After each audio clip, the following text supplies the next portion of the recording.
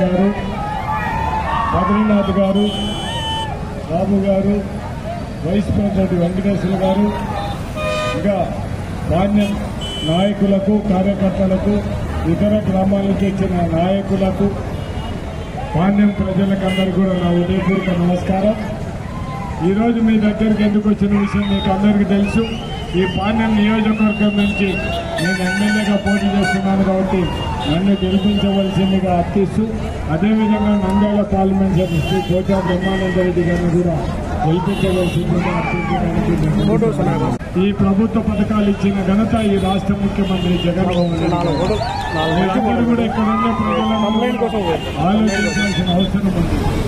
ఈ 5 సంవత్సరాల్లో ఈ పాణ్యం గ్రామం అభివృద్ధి జరిగినది ఇంతవరకు చరిత్రలో ఈ 5 సంవత్సరాల్లో జరిగిన అభివృద్ధి దగ్గర 2.5 కోటి పైగా ఈ గ్రామంలో సిమెంట్ రోడ్లు అయితేనే, డ్రైనేజీలు అయితేనే, సచివాలయము, ఆర్బీకేలు, నాడు నేడు కింద ఇచ్చిన స్కూలు రాకుండానే కేవలం సిమెంట్ రోడ్లకే మనం దగ్గర 2.5 కోట్ల పైగా ఇచ్చిన ఘనత మన జగన్మోహన్ రెడ్డి గారిని మాత్రం మీరెవరు కూడా మర్చిపోవడానికి వీల్లేదు. మీరందరూ ఒక్కసారి ఆలోచన చేస్తే మనం 2014 నుంచి 2019 వరకు కూడా చంద్రబాబు పరిపాలన చూసినాం. 2019 నుంచి 2024 వరకు ఎలక్షన్ నోటిఫికేషన్ వరకు జగన్మోహన్ రెడ్డి పరిపాలన చూసినాం.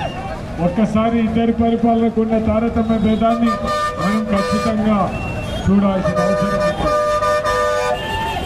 తెలుగుదేశం ప్రభుత్వంలో ఏదైనా పింఛన్ కావాలన్నా, ఏదైనా ప్రభుత్వ పథకాలు కావాలంటే జన్మభూమి కమిటీలు రికమెండ్ చేసే తప్ప చేయని పరిస్థితి ఆనాడు తెలుగుదేశం ప్రభుత్వంలో ఉంటే, ఈనాడు జగనన్న ప్రభుత్వంలో అర్హత కలిగిన ప్రతి ఒక్కరికి కూడా కులాలు చూడకుండా, మతాలు చూడకుండా, పార్టీలు చూడకుండా అర్హులైన వారికి అందరూ కూడా వాలంటీర్ వ్యవస్థ, గ్రామ సచివాలయ వ్యవస్థ ద్వారా అర్హులైన ప్రజలకందరికీ కూడా మనకు ప్రభుత్వ సంక్షేమ పథకాలు ఇచ్చిన ఘనత ఈ రాష్ట్ర ముఖ్యమంత్రి జగన్మోహన్ రెడ్డి గారు. మనం చంద్రబాబు నాయుడు చూడడం జరుగుతుంది. అబద్దాలు చెప్పడంలో చంద్రబాబు నాయుడు మించిన వాడు ఎవరు కూడా ఉండడు. 2014లో ఇచ్చిన మేనిఫెస్టోలో ఏదైనా ఒకటైనా నెరవేర్చినారా మీరందరూ ఒక్కసారి ఆలోచించండి. రైతులకు రుణమాఫీ చెప్పడం జరిగింది. ఆడపిల్ల పుట్టే 25,000 ఇస్తానని చెప్పడం జరిగింది. అంటే 2014లో 2019 ఈ రాష్ట్రంలో ఏ ఆడపిల్లలు కూడా పుట్టలేదా మీరందరూ ఒక్కసారి ఆలోచించండి. పొదుపు లక్ష్యం గ్రూపులకు అందరికీ కూడా మీరు ఎంత అప్పు ఉంటే అంత అప్పు తీరుస్తాను, మీ బంగారు బ్యాంకులు పెట్టుకునే కూడా దాన్ని కూడా ఇడిపించుకోవస్తానని చెప్పిన చంద్రబాబు నాయుడు ఏం చేసినాడో అక్కలు ఒక్కసారి తెలుసుకోవాల్సిన అవసరం ఉంది. దివంగత నేత రాజశేఖర్ రెడ్డి ఇచ్చే పావుల వడ్డీని కూడా రాకుండా చేసిన ఘనత చంద్రబాబు నాయుడు అనేది మాత్రం మనం ఎవరిని కూడా మర్చిపోవడానికి వీల్లేదు. నేను ఇక్కడున్న మిమ్మల్ని అందరినీ కూడా కోరేది ఒకటే, ఒక్కసారి జగన్మోహన్ రెడ్డిని చూడండి. చెప్పిన మాట మేరకు పోయినసారి మనకు పాదయాత్రలో నవరత్నాల కింద మేనిఫెస్టో తీసుకొని వచ్చి అన్ని అమలు పరిచిన 99% అమలు పరిచిన ఘనత ఈ రాష్ట్ర జగన్మోహన్ రెడ్డి గారు. ఏదైతే ఇవ్వడానికి అవకాశం ఉందో ఆ పథకాలు మాత్రం చెప్పేవాడు ఈ రాష్ట్ర ముఖ్యమంత్రి జగన్మోహన్ రెడ్డి. ఓట్ల కోసం అబద్ధాలు చెప్పే చంద్రబాబు నాయుడు గారి గురించి ఒక్కసారి ఆలోచించండి. మీరందరూ కూడా ఒక్కసారి ఆలోచించాల్సిన అవసరం ఉంది. ఒక అమ్మఒడి ఇంట్లో ఒక పిల్లవానికి ఇవ్వాలంటే 6,500 కోట్లు ప్రతి ఒక్క సంవత్సరం కూడా ఇవ్వాల్సిన అవసరం ఉంది. అదే చంద్రబాబు నాయుడు ఇంత అందరి పిల్లల కంటే ఎన్ని వేల కోట్లు ఇవ్వాలని మీరందరూ కూడా ఒక్కసారి ఆలోచించండి. ఎంతవరకు ఆచరణలో జరుగుతాడని. ఇదే సంవత్సరం కింద చంద్రబాబు నాయుడు తెలుగుదేశం నాయకులందరూ కూడా బాబు షూరిటీ, బాబు గ్యారంటీ అని మనకి ఇళ్ల దగ్గరకు వచ్చి జగన్మోహన్ రెడ్డి మొత్తం ఇష్టం వచ్చినట్టు దానం చేస్తున్నాడు. ఈ రాష్ట్రం మరో శ్రీలంక అయిపోతుంది. మీరందరూ కూడా అన్నం కోసం రోడ్ల మీదకి రావాలని మాట్లాడే చంద్రబాబు నాయుడు ఈ రోజు ఆయన ఇచ్చే డబ్బులు ఈ రాష్ట్ర ముఖ్యమంత్రి జగన్మోహన్ రెడ్డి డబ్బులు పెట్టే ఖర్చు 70,000 కోట్లు అయితే చంద్రబాబు నాయుడు ఇవన్నీ పథకాలు ఇవ్వాలంటే 150,000 కోట్లు కావాలి. ఎక్కడి నుంచి తీసుకురాగలరు మీరు చెప్పండి? కేవలం మిమ్మల్ని మోసం చేయడానికి ఓట్లేపించుకొని ఏదో విధంగా ముఖ్యమంత్రి కావాలనే పరిస్థితుల్లో ఏం ఆచరణ కానీ పథకాలను కూడా మనం ముందర చెప్పి మనలో మోసం చేసి చంద్రబాబు నాయుడిని ఎటువంటి పరిస్థితుల్లో నమ్మొద్దని మాత్రం నేను సభాముఖంగా విజ్ఞప్తి. చంద్రబాబు నాయుడు ఏ దాన్ని ఎంత దిగజారిపోయినారో మీరందరూ ఒక్కసారి ల్యాండ్ టైటిల్ చట్టంలో కేంద్ర ప్రభుత్వం అన్ని రాష్ట్రాలకు పంపిస్తే దీన్ని ఒక్కసారి మీరు పరిశీలించండి. మొత్తం ఇవన్నీ భూ సర్వేలు చేయమంటే దాన్ని కూడా జగన్మోహన్ రెడ్డి మీ భూములు గుంజుకుంటున్నారు. మీ భూములలో జగన్మోహన్ రెడ్డి పేట రాపించుకుంటున్నారు. మీరు ఒకసారి చూడండి. జగన్మోహన్ రెడ్డికి ఓటేస్తే కరెక్ట్ గా ఈరోజు సుప్రీంకోర్టు చంద్రబాబు నాయుడుకు లోకేష్ బాబుకు సిబిఐలో చెప్పి వీళ్ళిద్దరి మీద కేసు పెట్టమని చెప్పి కేసు కూడా బుక్ చేసిన పరిస్థితి ఏంటంటే ఒక్కసారి నమ్మదు. కాబట్టి దయచేసి మే 13వ తేదీ పోలింగ్ జరుగుతుంది. ఆ పోలింగ్ లో మన గుర్తేంటి, ఫ్యాన్ ఎక్కడ ఉండాలి, సైకిల్ ఎక్కడ ఉండాలి, బయట ఉండాలి. కాబట్టి సైకిల్ ఎక్కడ కనిపిస్తుందా? కాబట్టి దయచేసి మన ఫ్యాన్ పై అన్నకు 2 బ్యాలెట్ ఇస్తాము. ఒక బ్యాలెట్ ఎమ్మెల్యేది, ఒక బ్యాలెట్ ఎంపీది ఇస్తాము. ఎమ్మెల్యే బ్యాలెట్ ఫస్ట్లో ఉంటుంది, మన ఫ్యాన్ ఉంటుంది. ఎంపీది 2 నంబర్లు ఉంటుంది ఫ్యాన్ గుర్తు. కాబట్టి ఫ్యాన్ గుర్తుపై ఓటేసి వేయించి గెలిపించేందుకు కోరుకుంటున్నాం.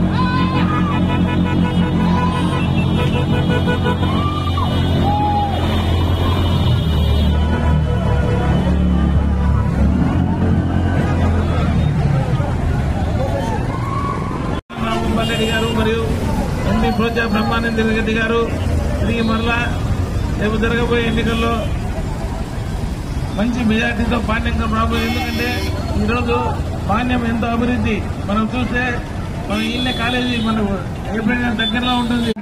ఇంతవరకు ఒక్కటి కూడా చేయలేదు. అతన్ని నమ్ముకుంటే మనం ఇబ్బంది పడాల్సిందే. అదేవిధంగా రైతు సోదరులందరికీ నేను ఓ విజ్ఞప్తి, గోర్కల్ రిజర్వాయర్ కట్టించిన ఘనత మన వైఎస్ రాజశేఖర రెడ్డి గారిది, కాళేశ్వరం రాంభూపాల్ రెడ్డి గారిని చెప్పనీకి ఎవరైనా కాదని చెప్పడానికి ధైర్యం ఉందేమో చెప్పమని చెప్పండి తెలుగుదేశం నాయకులను. ఆ మహానుభావుడు రాంభూపాల్ రెడ్డి గారు ఈరోజు రైతులకు 5 పంటలు పండించిన ఘనత రాంభూపాల్ రెడ్డి గారిది. పాణ్యం టౌన్లో కాలేజీ తెచ్చి ఇచ్చిన ఘనత కూడా కాళేశ్వరం రాంభూపాల్ రెడ్డి గారిది. మన గోర్కల్ రిజర్వాయర్ తెగిపోతే రైతుల కోసం రైతు బాంధవుడు ఆ రోజు 2019లో అత్యధిక మెజార్టీతో గెలిచి అందరూ పండగలాగా చేసుకుంటుంటే రాంభూపాల్ రెడ్డి గారు సూరి నువ్వు మనం రైతులకు ఏం చేస్తే సరిపోతుందని అడిగిన వ్యక్తి రాంభూపాల్ రెడ్డి గారు.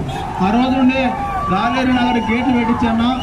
2019లో గాలేరు నగర్ గేట్లు పెట్టించే గోర్కల్ రిజర్వాయర్లు 12 టీఎంసీ నిలబడతాయి, రైతులను బతుకుతా ఉన్నా అని చెప్తే గేట్లు పెట్టించిన ఘనత మన ఎమ్మెల్యే కాళేశ్వరం రాంభూపాల్ రెడ్డి. ఈరోజు చెప్తున్నా నేను, మనం రైతులకు రాంభూపాల్ రెడ్డి గారు ఓటు వేయకపోతే, పోచబ్రహ్మణ్య ఓటు వేయకపోతే మనం రైతులము చాలా ఇబ్బంది పడతాం. ఏ రోజు 5 సంవత్సరాల కాలంలో మనకు 10 పంటలు పండించిన ఘనత మన ఎమ్మెల్యే కాళేశ్వరం రాంభూపాల్ రెడ్డి గారు. ఈ రోజు ఉండే పరిస్థితి బట్టి చూస్తే రైతులం ఓటుగానే వేయకపోతే మనం చాలా ఇబ్బంది పడి నీళ్లకు లేక పోలీస్ స్టేషన్ చుట్టూ తిరగాల్సిన అవసరం ఉంటుంది. కాబట్టి ఎంపీ పోచబ్రహ్మణ్య గారు కూడా మన పాణ్యం టౌన్కి 60-70 లక్షలు ఆయన ఎంపీ ఫండ్స్ ఇచ్చి డెవలప్ చేసిన మన పోచబ్రహ్మణ్య గారు. ఈరోజు తెలుగుపేటలో 10 లక్షలు ఇచ్చి ఆ తెలుగుపేట ఎంత డ్రైనేజ్ ప్రాబ్లం ఉందో దానికి ఇచ్చిన మన ఘనత మన పోచబ్రహ్మణ్య. ఈ రోజు ఉండే పరిస్థితి డ్రైనేజ్కి రాంభూపాల్ రెడ్డి గ్రాంట్ ఇచ్చి డ్రైనేజ్కి పెట్టిన ఘనత రాంభూపాల్ రెడ్డి గారికి. నేను ఒకటే చెప్తాను, తెలుగుదేశం నాయకులకు ఓటు హక్కు అడిగే నైతిక విలువలు ఉంటే అసలు అడగరు. కాబట్టి ఈ యొక్క అవకాశం ఇచ్చిన మీకు అందరికీ మన ఎమ్మెల్యే కాళేశ్వరం రాంభూపాల్ రెడ్డికి, పోచబ్రహ్మణ్య రెడ్డి గారికి ఫ్యాను గుర్తు కేసు అత్యధిక